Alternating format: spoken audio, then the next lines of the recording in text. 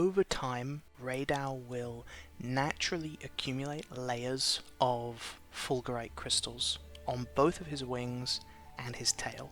Each hit zone can accumulate up to 2 layers of fulgurite each. He also has a special state that he can enter that will fully layer every hit zone with 2 layers of fulgurite. While he's in this special state, breaking layers of fulgurite will build up towards a special stagger. Now how this works is any 5 layers of fulgurite broken off across his whole body will trigger the special stagger on the 5th break.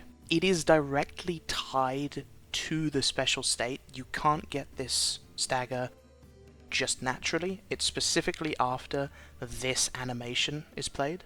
After entering the special state, fulgurite can no longer naturally accumulate over time until the special state ends. As far as I can tell, it doesn't have a fixed duration.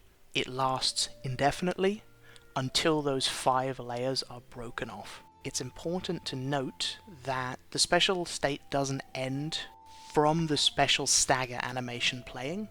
It ends from the 5th layer being broken off. What that means is that if Rey Dau is already CC'd in some way, so he's stunned, he's paralyzed, he's tripped, breaking the 5th layer won't cause the special stagger because he's already on the ground, but it will still take him out of special state and he'll start re-accumulating fulgurite naturally again. So try to be careful when breaking fulgurite layers while he's already downed. Destroying a wound on the wings or the tail while they have fulgurite on them will break off both layers of that fulgurite. This is very consistent with the tail, regardless of where the wound is on it. But for the wings, it seems like it has to specifically be on the front portion of the wing, the part that has the fulgurite on it. Cutting off the tail permanently reduces the amount of breaks needed for the special stagger from 5 to 4. Reason being is that with the tail gone, there's only 4 layers that are possible, right? Both wings, 2 each.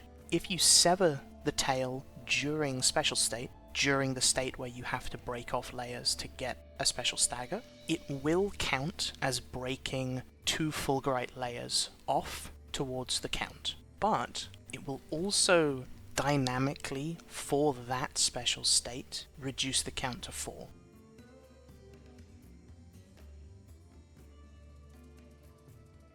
Additionally, if the 2 layers broken off from cutting the tail coincide with being the final 2 layers you need for the special stagger count, it will prioritize the special stagger over the tail cut animation.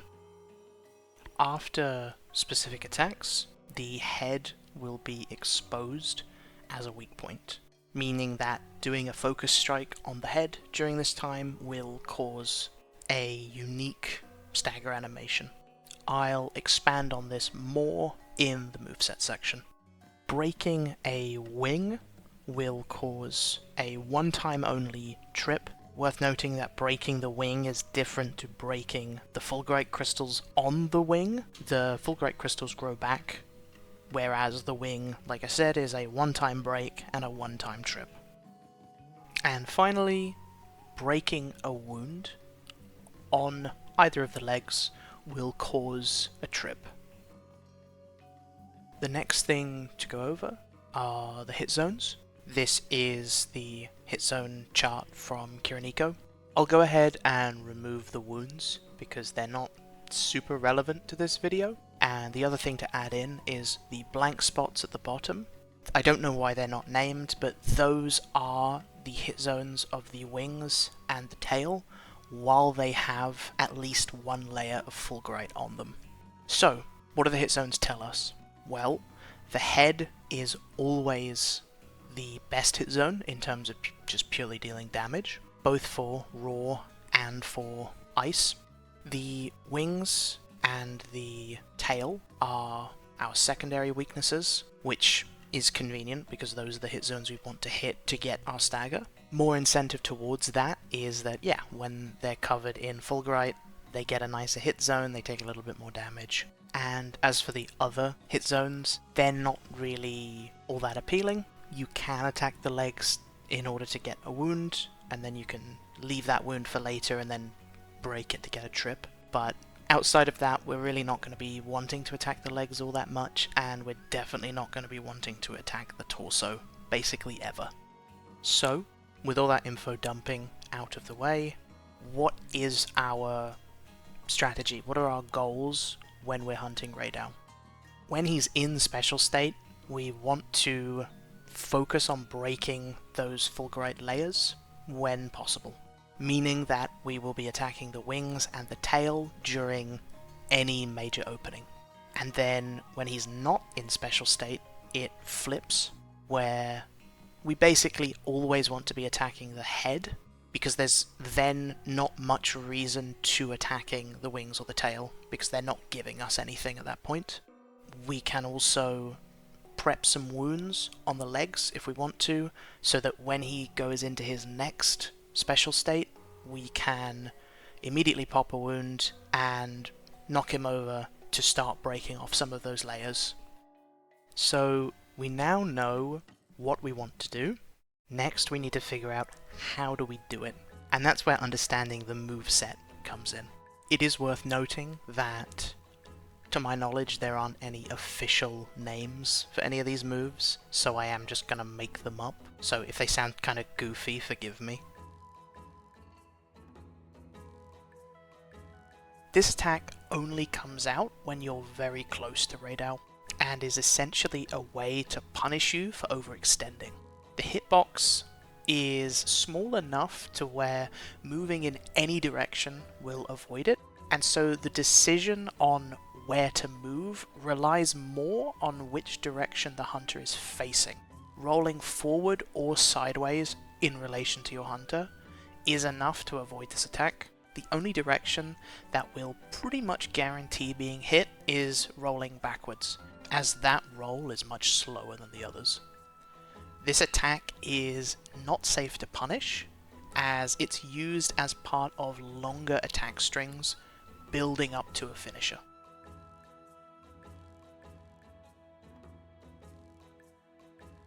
This attack has a really long wind-up, which affords you enough time to just walk backwards. You can also roll left or right, but the hitbox seems pretty wide, and I've definitely had some consistency issues when side-rolling it. Much like the previous move, this is also a non-punishable move and is used as a combo tool.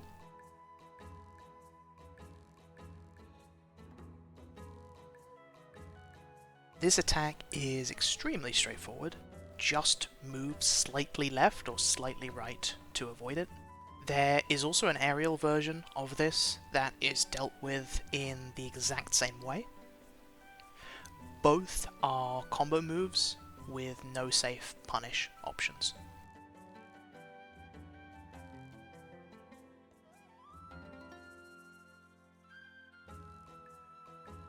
This is essentially a slightly scarier version of the double small zap. However, unlike the double small zap, this actually is a punishable move, and it's avoided in the exact same way as the smaller version. After the second zap, Rey Dau will taunt at the player for an extended period of time. During this taunt, the head will be exposed as a weak point, allowing you to use a focus strike on the head and get a unique weak point stagger. Something else worth noting is that the wings are raised during the taunt, which allows you to more easily attack the legs if you're interested in going for a trip. When it comes to punishing this attack, the head is an obvious target, but it's obviously not ideal if you want to attack the Fulgurite on the wings. To remedy this, you can use a focus strike on the head to get the weak point stagger, because that stagger actually lowers the wings to the ground. For some reason, Rey Dau's wings aren't parallel during this stagger animation. His right wing is really far forwards, and his left wing is really far back. So as a result, I find it much easier to attack his right wing during the stagger as opposed to the left.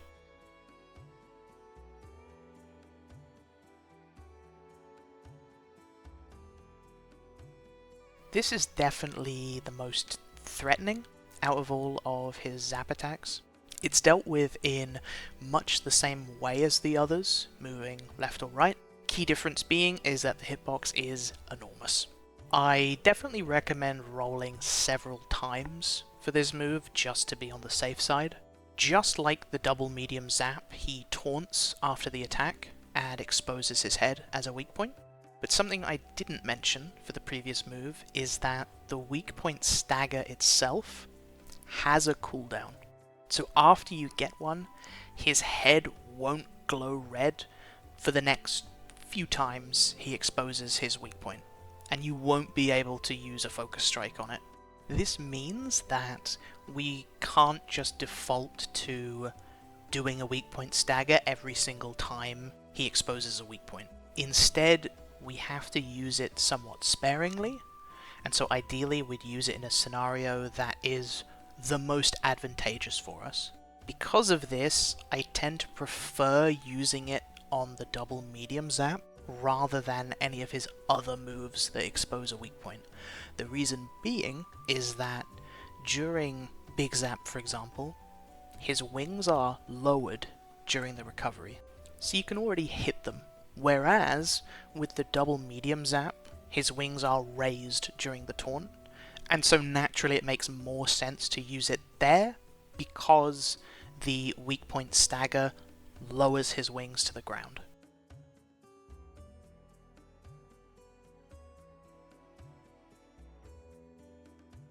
This attack is something in between the previous two. It has a slightly larger hitbox than double medium zap, but is nowhere near as big as the big zaps. It also has a similar recovery time to the double medium zap, but during the recovery the wings are on the ground, just like with the big zap. Meaning that, just like the big zap, I tend not to focus strike on this attack either.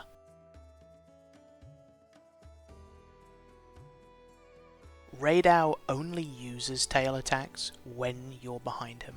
The slam is by far the most commonly used of the three tail attacks. Much like most of the other attacks, you simply just move left or right to avoid it.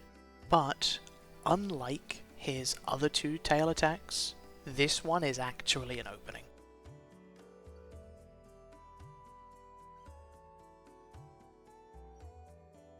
Avoiding this attack depends on your position relative to Rey Dau. If you're closer to the base of the tail, then you want to move towards Rey Dau to get underneath him. If you're closer to the tip of the tail, then you want to do the opposite, you want to move away.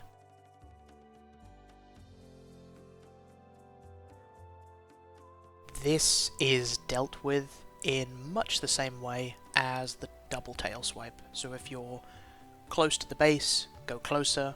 If you are close to the tip, move further away.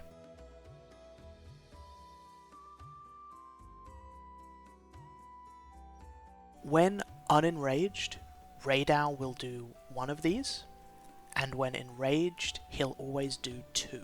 The hitbox is horizontal, so unlike the other wing attacks, this one requires you to move forwards or backwards, in other words, towards or away from Rey Dau, rather than left or right.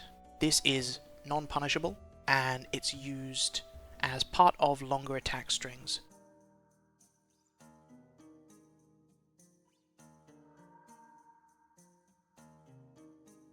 In high rank, he will always do two of these. Avoiding this attack is easy enough. You can move left or right regardless of which wing he's attacking with. However, the hit zones that are available to you during the attack's recovery will differ depending on which side of the wing you move to. Move to the outside of the wing in order to attack the wing and the tail, and move to the inside of the wing in order to attack the head and the opposite leg. This generally means that we want to move to the outside during special state, so that we can break off the Fulgurite on the wings and the tail, and we'll move to the inside of the wing when Rey Dau's not in special state to either attack the head or start building up wounds on the legs.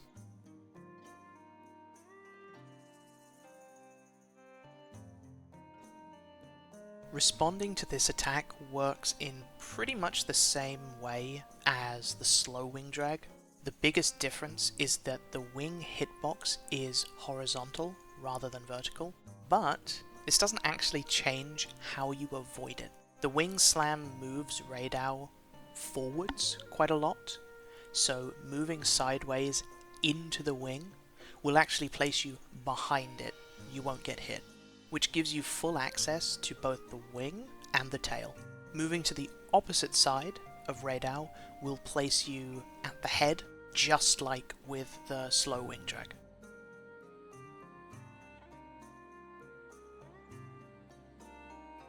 The hitbox on this is quite small, so one roll left or right will avoid it. He can do just one of these, or he can do two back to back. This is a combo attack, so no punish, and at the end of the attack, Rey Dau can either stay in the air, stay airborne, or land onto the ground. This will be important later, so just remember this for now.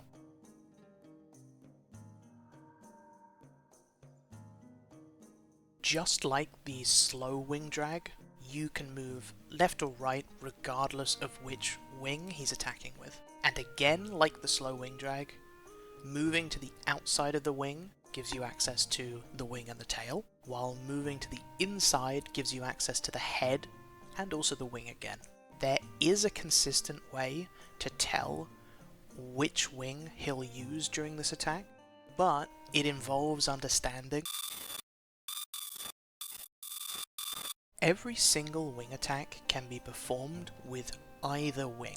At first, this might seem like Rey Dau just randomly chooses which wing he'll attack with, but you can actually manipulate which wing will be used based on your positioning relative to Rey Dau. So Rey Dau's player detection is split into two halves, a left half and a right half, split straight down the spine. So long as I stay on a specific side, he'll always start each attack with the same wing. Both the fast and slow wing drags work the same way. The wing used for the first drag will always be on the same side as the hunter, with the second always being the opposite wing to the first. This can come in handy if we want to attack a specific wing at the end of the slow wing drags. We simply stay on the opposite side of Rey Dau until he starts the attack. This way, he'll always begin the slow wing drag with the wing that we don't want to hit, the wing that we're on the side of, and he'll always finish it with the opposite wing, the one that we do want to hit. The aerial wing drag will always attack with the wing that is the same side as you, just like the other ones. Unlike the other wing drags though, each aerial wing drag is a separate detection of the player, so he can use the same wing twice if you're staying on the same side for both attacks. The aerial wing slam follows the same logic, which allows us to consistently manipulate which wing will be slammed down just by strafing in the direction of the wing that we want. So, if I specifically want to attack Rey Dau's left wing, then all I have to do is strafe to the same side as that wing, which means strafing to my right. The regular wing slam is the one outlier to this rule. This slam will always be on the opposite side the hunter is on. So, for example, if I'm on Rey Dau's left side, he'll always attack with his right wing. and vice versa. Using this AI manipulation isn't absolutely crucial to being able to hunt Rey Dau. I usually just stay in the middle and just attack whichever wing happens to come my way. But it does come in handy from time to time. Its primary use is just to know which wing will be used during the aerial wing slam. But there is one scenario where it can be very useful.